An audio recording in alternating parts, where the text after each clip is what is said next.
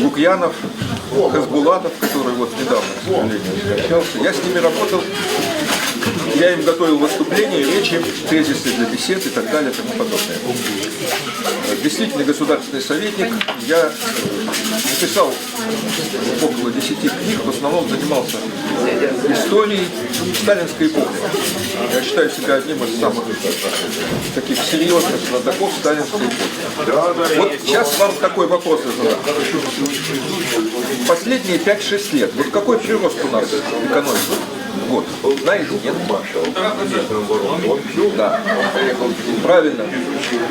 Даже 1%. Потому что если сейчас мы все скорректируем, 1% это в 3 раза меньше, чем мировой процент развития. А нам надо в 3 раза больше, поскольку мы серьезно отстаем по многим направлениям. Но вот здесь возникает вопрос. Неужели мы такая страна, что мы от всех отстаем? Да ничего подобного.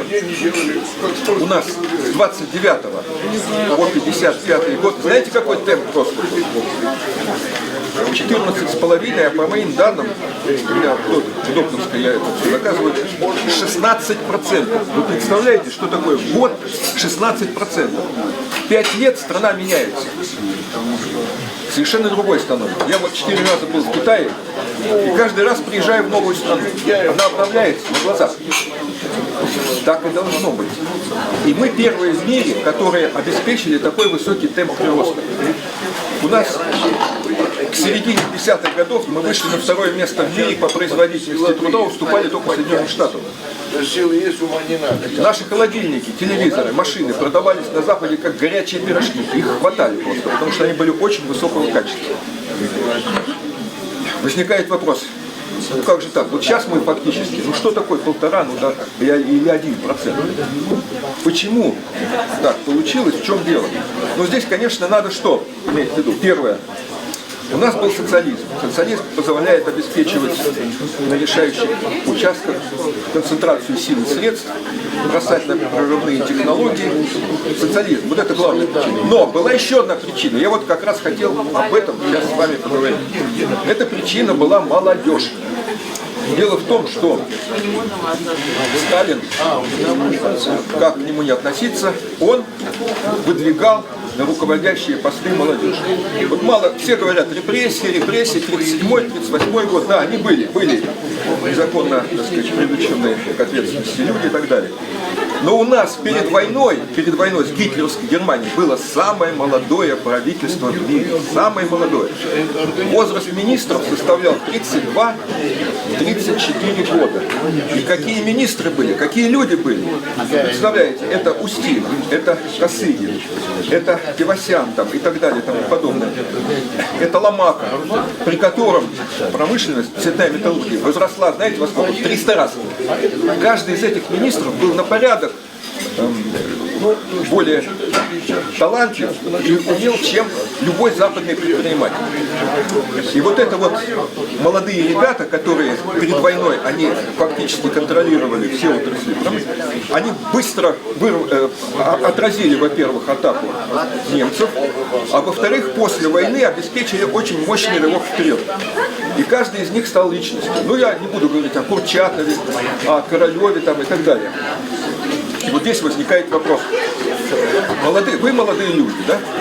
Как вам, ну, скажем так, прожить жизнь, чтобы не было жалко ее? Вот я беседовал с некоторыми нашими министрами, те, которые работали при Сталине, которые потом добились успехов. Я бы что здесь сказал? Первое и самое главное, что вы должны сейчас, если вы хотите жить по-настоящему. Первое, вы должны стремиться к звездам, поставить себе очень высокую цель и стремиться к ней. Причем не просто там заработать столько-то, получить квартиру там, или машину. Нет, вы должны поставить цель двигать вперед человечество. Это звучит немножко, так сказать, абстрактно, но я приведу такой пример.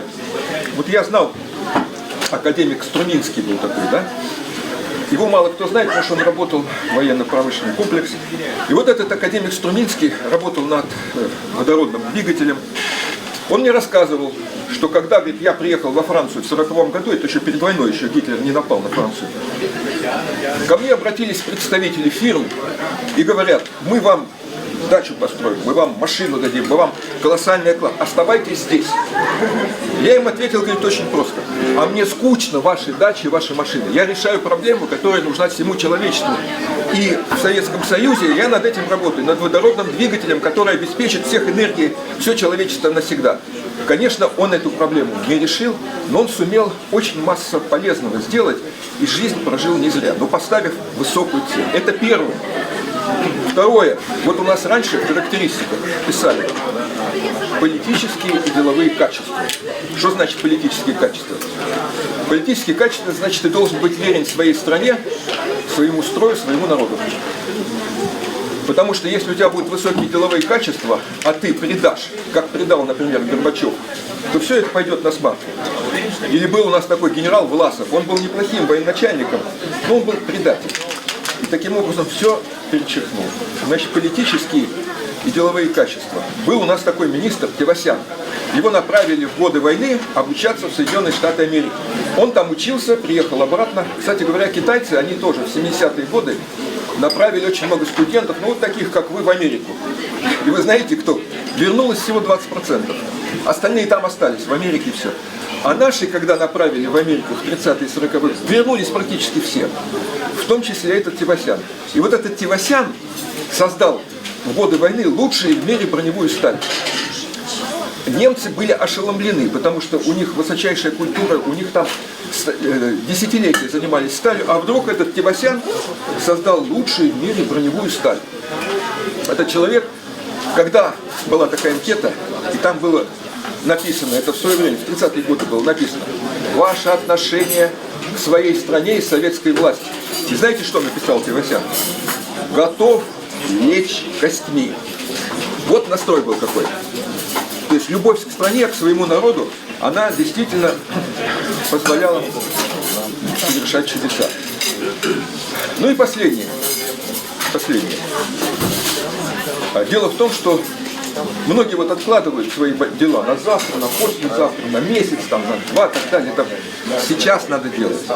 Делать две вещи. Во-первых, стремиться к высоким целям. Во-вторых, делать что-то для страны. И третье, действительно уже сейчас начинать работать. Ну, я сейчас такой пример приведу.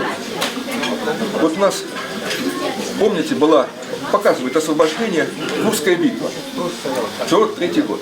Она переломила ход войны, потом уже мы стали наступать.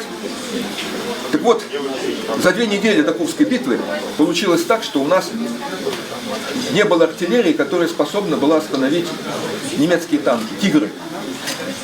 То есть артиллерия была в войсках, она находилась.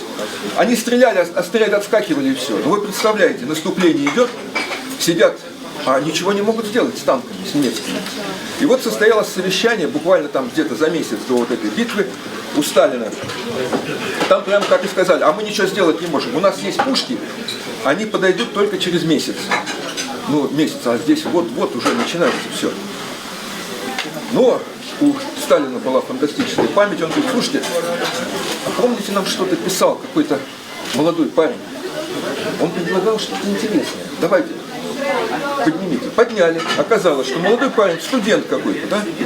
Он изобрел такую штучку, 2 килограмма, которая прожигала танки. То есть она небольшая, вот, и очень быстро производилась, там можно и в массовом масштабе. Наши, значит, оснастили вот этим, огромное количество провели этих маленьких бомбочек, каждый самолет нес там по 50-60. Достаточно из этих 50-60, одна попадет на танк и все, танку конец. То есть, вот этот молодой парень, молодые мозги, да, он помог решить проблему, которую, казалось, невозможно было решить. Я к чему говорю? Сейчас у нас идет военная операция на Украине. Вы молодые люди, да? Подумайте, чем вы можете помочь стране. Ведь можно какую-то флешку изобрести, еще что-то. Но почитайте, подумайте, каким путем можно сейчас помочь. И начинайте сейчас делать. Ну, даже если пошлете там обувь, там, одежду, все это тоже неплохо. Но поскольку вы молодежь, поскольку у вас творческие мозги, надо помочь своей стране вот именно с этой стороны. Ну и в заключение очень хорошая фраза, которая мне нравится, у Льва Толстого. Он как-то сказал, правильный путь такой. Усвой, что для тебя сделали другие, и иди дальше. Вот я вам 3 примера, 3 направления привел из прошлого. От тех людей, которые добивались выдающихся результатов, которые сделали нашу страну великой державой. Думайте, ребята, действуйте. Успехов вам!